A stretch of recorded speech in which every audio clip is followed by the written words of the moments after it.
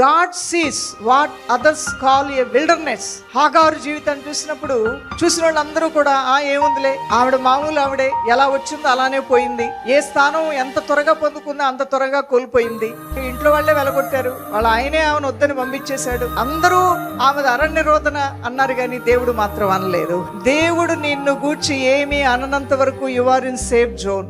అందరూ ఏ విధంగా అన్నప్పటికీ కూడా నువ్వు పడిపోయావు, నువ్వు పాడైపోయావు, నీకు రోగం పోదు, నీకు కష్టం పోదు, నీ భర్త మారడు, నీ ఇల్లు బాగవదు, నువ్వు అప్పులు తీర్చలేవు, నీకు ఇక పెళ్లి అవ్వదు, నీ జీవితం ఇక బాగుపడదు, నువ్వు ఇక ఏమి కట్టలేవు చేయలేవు అనే పరిస్థితి అరణ్య రోదనలాగా నీకు అనిపించవచ్చు. కానీ నీ దేవుడు ఆ స్థితిని అలా చూడట్లేదు.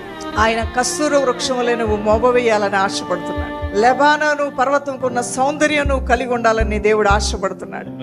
మహిమ తేజస్సుతో నీ జీవితం దీవించబడాలని దేవుడు ఆశపడుతున్నాడు.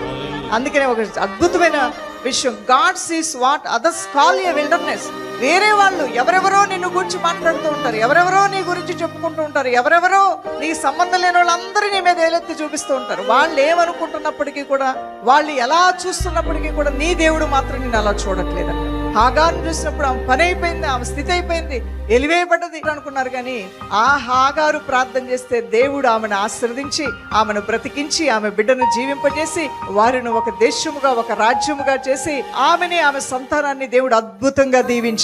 దేవునికి స్తోత్రం కలుగునుగా. నీలో నుండి రాజులు వస్తారని చెప్పారంటే ఒక బానిస బ్రతుకు కాదా ఆవిడది? ఆవిడ యజమానురాలు కాదు, యజమానురాలు దగ్గర ఉన్నటువంటి పనికత్తె. ఆమె దేవుని సన్నిధిలో ప్రార్థన చేస్తే దేవుడు అన్నాడు, నీలో నుండి రాజులు రాబోతున్నారు అంటున్నాడు. చూసావా దేవుని బిడ్డ, నువ్వెవరివి అనేది కాదు, ఎలా నీ దేవుని సన్నిధిలో ప్రార్థన చేస్తుంది. నీ జీవితంలో ఎండిపోయిన స్థితి ఉన్నప్పటికీ కూడా ఆయన తట్టు తిరుగుతూ ఉండగా ఆ ఎండిపోయిన స్థితి, ఆ డ్రైగా ఉన్న స్థితిని జాయ్ఫుల్ స్థితిగా దేవుడు మార్చబోతూ ఉన్నాడు. ఆ ఎండిపోయిన స్థితిని సంతోషకరమైన స్థితిగా మార్చబోతూ ఉన్నాడు. ఏదైతే నీ కుటుంబంలో, నీ జీవితంలో డ్రైగా అనిపిస్తుందో, ఈ చిన్న గుండె తట్టుకోలేనంత బాధ నాకు వచ్చిందే అని ఏడ్చేవాళ్ళు ఉన్నారు. నా బిడ్డకి ఇంత కష్టం వచ్చిందని, నాకు వచ్చినా బాగుండేది, ఈ కష్టం నా బిడ్డకు వచ్చిందని ఏడ్చేవాళ్ళు ఉన్నారు. ఇంత సున్నితమైన మనిషికి ఇన్ని కష్టాలు ఎందుకు వచ్చాయని ఇంట్లో వాళ్ళు, తల్లిదండ్రులు చాటుగా మాటుగా వాళ్ళ బిడ్డ యొక్క పరిస్థితులు చూసి, వచ్చిన అల్లుడు చూసో, వచ్చిన కోడలను చూసో, లేదంటే పరిస్థితులు చూసో, వాళ్ళ అనారోగ్యాలు చూసో, వాళ్ళు పడుతున్న వేదనలు చూసో, ఇంత కష్టం నా బిడ్డకు వచ్చిందా, ఇంత కష్టం నా ఇంటికి వచ్చిందా అని ఏడ్చే వాళ్ళు ఉన్నారు. నేను చెప్తున్నాను, ఈ రోజున ప్రభు తట్టు మీరు తిరిగి ప్రార్థన చేస్తుండగా మీ యొక్క కష్టం అనే స్థితి సంతోషకరమైన స్థితిగా దేవుడు మార్చబోతున్నాడు.